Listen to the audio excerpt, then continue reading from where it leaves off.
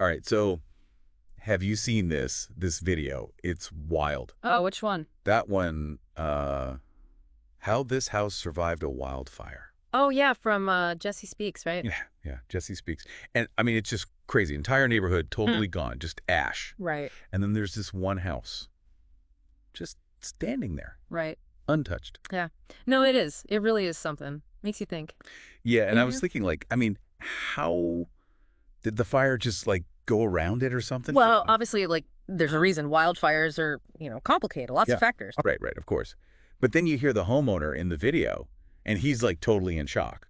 Understandably, I guess. And Yeah. he's saying it's, God Mm. that saved his house. Even quotes a psalm, Psalm 91.10. Yeah, I mean, who wouldn't, right? In that situation, you'd look for something. Totally, totally. But, and this is where it gets interesting for me, I thought, well, hold on a sec. What about, like, the actual stuff? The house, the yard? Oh, you mean like the practical side of things, not just the, Exactly, exactly. And I noticed, like, the roof, it's metal, right? Could that could, yeah, for sure. Huge factor. Metal roofs, especially that kind, the Class A ones, they're made for this. Heat, flames, the whole deal. so it wouldn't, like, catch fire from embers and stuff? Exactly. Yeah. Way harder to ignite. It's part of, what they call defensible space, creating a buffer zone. Makes sense. Hmm. But then, wouldn't metal get super hot anyway? Like, wouldn't that heat up the house? True, metal conducts heat, but the key is it doesn't start the fire. Think of the other houses, probably had those asphalt shingles. Oh, right, those go up quick. Exactly. So they're burning, throwing embers. But this house, metal roof, embers hit, nothing. Much less likely to catch. So it's like the initial spark, that's what the metal stops. Wow, okay. Exactly. It's all these things working together, not just one thing.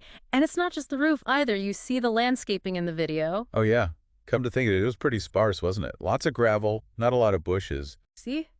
That's it. Keeping things trimmed, low, non-combustible stuff near the house. That's huge for disrupting fire's path. Huh. And wouldn't that help the other houses too?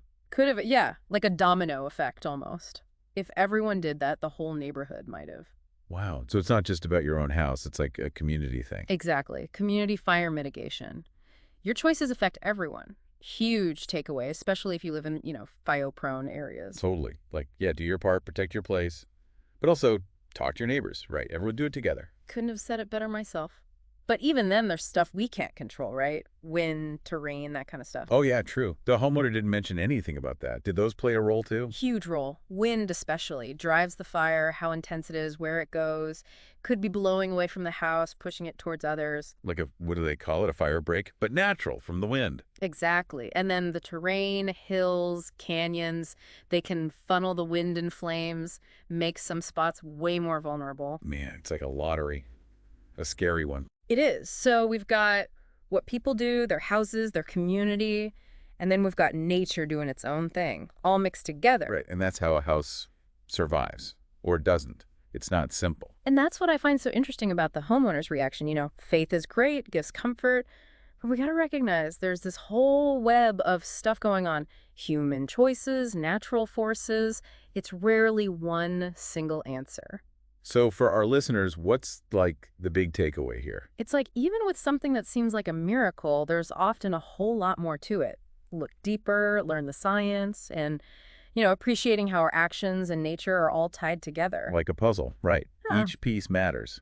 And sometimes figuring out the science, that could be just as amazing as any miracle. Yeah, absolutely. Couldn't agree more. That's a great note to end on. And for our listeners, if you want to, keep thinking about this, there's tons of stuff out there. Wildfire science, how our minds work, it's all connected. Yeah, it's fascinating stuff. All right, until next time, keep those brains buzzing. You got it.